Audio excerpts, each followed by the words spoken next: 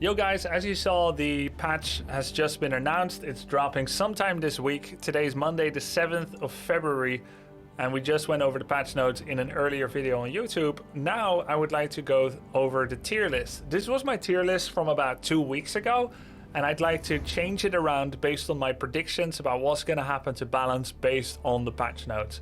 If you haven't seen my 7 February patch notes review yet, go ahead and check. It's one of the most recent videos. And yeah, let's jump into it now based on that. You need to have seen that one first in order to understand all the changes that's coming. But I'll explain them a little bit more here. So let's put everything down first. That was the previous constellation.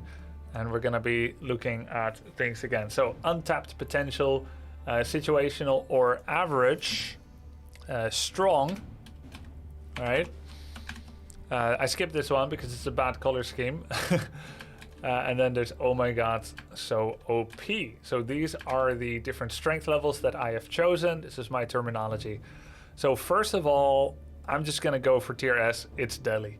Delhi has already drawn even in pick rate and win rate with Mongols on all levels, especially above 1600 ELO, which is probably top 10, top 5% in the world. That is despite all the overpoweredness that we know about Mongols and their raid bonus and their tower rush and so on. And there was a little nerf to tower rush. Delhi has actually started to equalize that win rate. Free upgrades, double production with scholars, early sacred site taking, early relic taking, infantry's building walls and stone walls if you go for it, a greater than average men at arms if you go for the House of Learning. And despite their lackluster slow imperial upgrades, all of these together have formed enough of a basis for Delhi to already have been top 2 on the ladder, even if we don't see that in tournaments yet. But there are more tournaments coming soon. We'll have the N4C tournament in Germany with a lot of prize money coming down, and there's probably others coming as well. We're gonna see more Delhi probably, even on land maps like Dry Arabia or Highview. As of right now, the ladder stats support it, tournament stats I think will soon support it, and finally the most important of all, my gut feeling, I think Delhi is tier S. They're going to be joined by Mongols. Mongols after this, oh yeah, I should say that in the recent patch, the Dao has been buffed for Delhi, which is their arrow ship. The demo ship has been buffed in order to be in line with others. Animation cancel has been removed, which Delhi could use, and it definitely did use for elephants, but I don't think it has been as big of an impact for their win rate as maybe some people think. They didn't really make use of horseman or scout rush animation cancels too much, so that's not going to be as big of an influence. And yeah, overall they were really strong. Berry gathering rate has been buffed, and they're always making use of that, so that's really strong for them. They're going to make faster feudal and castle timings. Really sick. I'm positive they're going to be tier S. Mongols. Their raid bonus is going to be nerfed down from 50-50 to 25-25 per building. But siege is also getting nerfed, and Mongols can build siege in the field at your doorstep. They don't have to make it all the way from home. And because all siege is now slower, building it at your opponent's doorstep creates a faster, stronger timing than if you were to be forced to make it at home like most other civs outside of Abbasid and Mongols. So that change hasn't really hurt them. Mongol did do a lot of Lancer animation cancel rushing, and that's going to get fixed if everything works well. But the Khan is untouched. Overall, I think Mongols will still be tier S, but I deliberately put them in the second place behind Delhi. I think Delhi will be number 1. I think Mongols will be number 2. Okay, let's move over to tier A. Strong. Inherently, French didn't get changed much. In fact, we didn't read any changes about French siege, like the Royal Cannon being slowed down. And although siege in general will move slower because of a number of reasons, we're not sure the Royal Cannon is included in that. Might be an oversight to not list it. Or is the Royal Cannon going to remain the fastest? That's a really curious question. It's interesting. French is popular because they have feudal map control.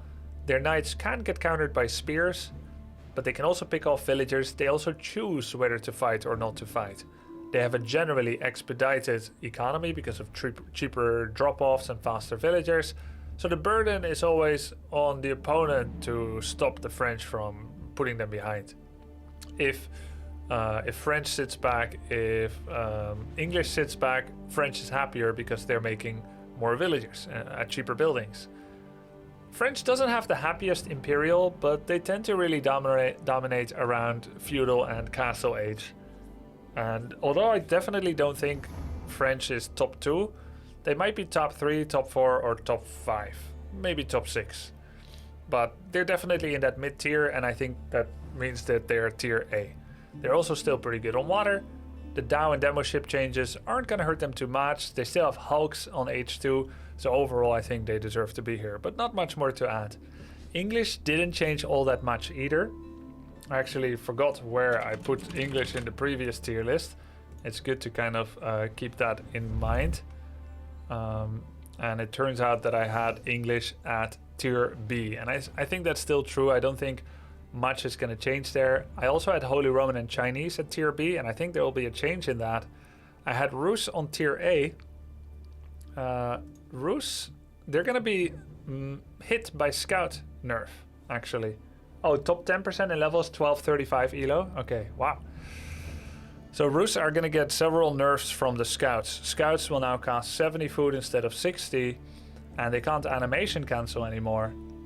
So together with the professional scouts nerf before, Rus's relative ease of making them and them being a little weaker, it's gonna affect them. I don't think they're tier A anymore.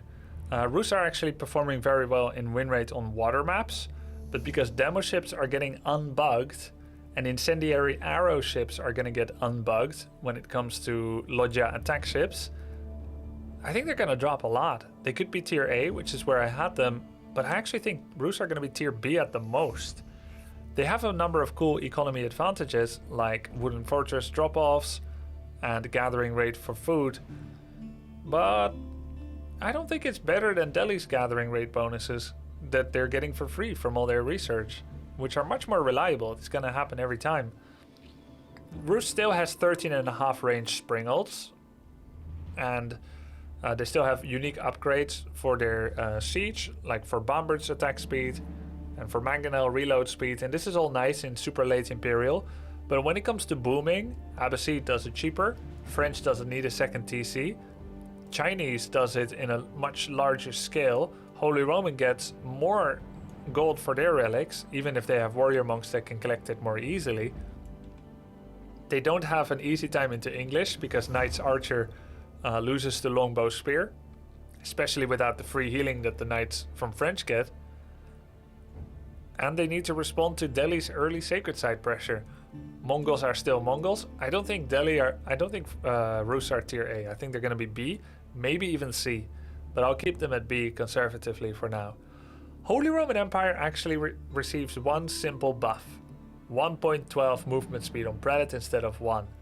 They're going to be faster at relic retrieval, repositioning between resource nodes, and maybe we'll see more of the coming of the Battle Prelate, bringing them and getting the inspired military upgrade for +1 armor and +15% damage. Holy Roman Empire also has pretty good water control because they get so much resources with their Inspire.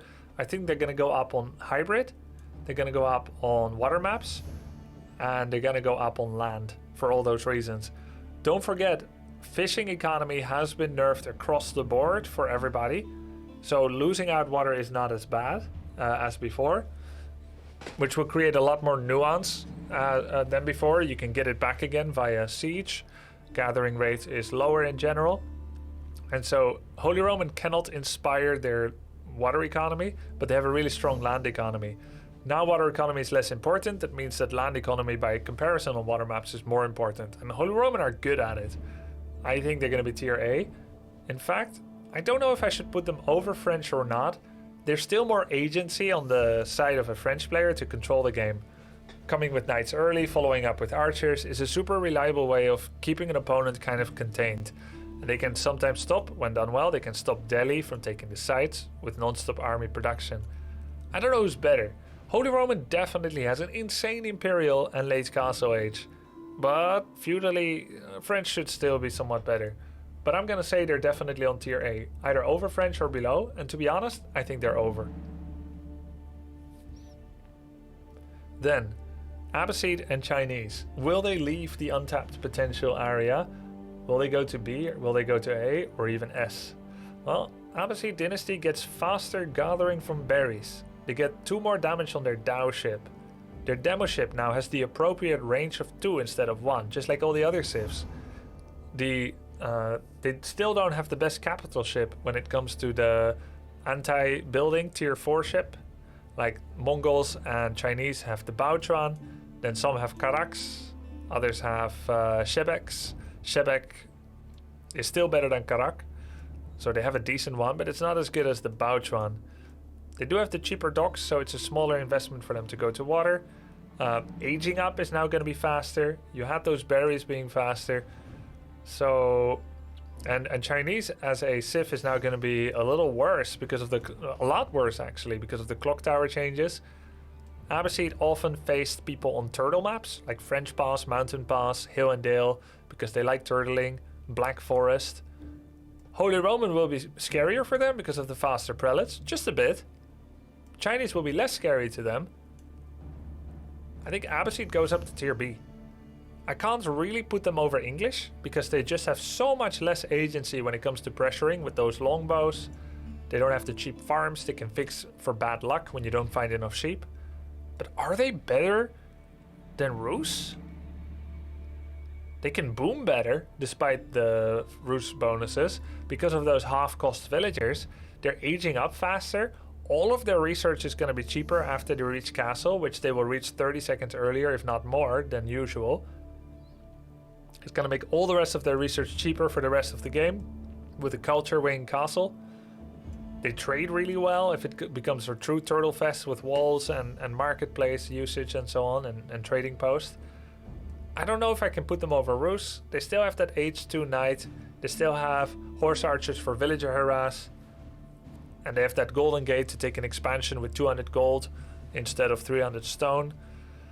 So it's hard to say where they are, but I think they deserve to be in this tier at least.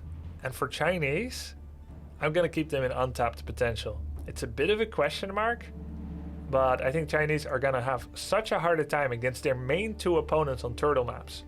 Holy Roman Empire and Abbasid Dynasty are their main opponents on Hill and Dale, French Pass, Mountain Pass and whatnot. Black Forest, where you mostly see Chinese play. Now, Chinese still is one of the hardest civilizations to play. They can make so many different landmarks and people keep getting better at them. You now have a new build where you get Song Dynasty in almost 5 minutes, like 5 minutes 30 seconds or less. So you're starting quicker villager production. There's Chuganu usage. There's so many different flows that you can have as Chinese. They're still really good at tower rushing with stone wall towers and stone outposts and stuff. Stone walling in general and stone wall towers. And you can use that to buy time for a massive boom behind. They're still going to be great at that. But they will no longer have the easy Pepega army of mass bombards that just cannot be beaten. Not as easily. And it's not going to be as fast, it's not going to do as much damage as before, and it cannot be supervised. So they may have to start building siege workshops, which is a lot of extra wood investment. Maybe they're tier B, but they already haven't been top 5 or top 4. Top 4 was already Delhi, Mongol, French, and then either Holy Roman or English or Rus. Yeah, they already were not top 4, not top 5 probably, maybe 5, 6, or 7. I think that makes them so much worse, all those nerfs. I'm gonna put them in C. That's my tier list for the first week of February 2022 after this patch is gonna go live. Let's review again in 2 weeks or so to see whether I still think so after having played with the new patch. GG.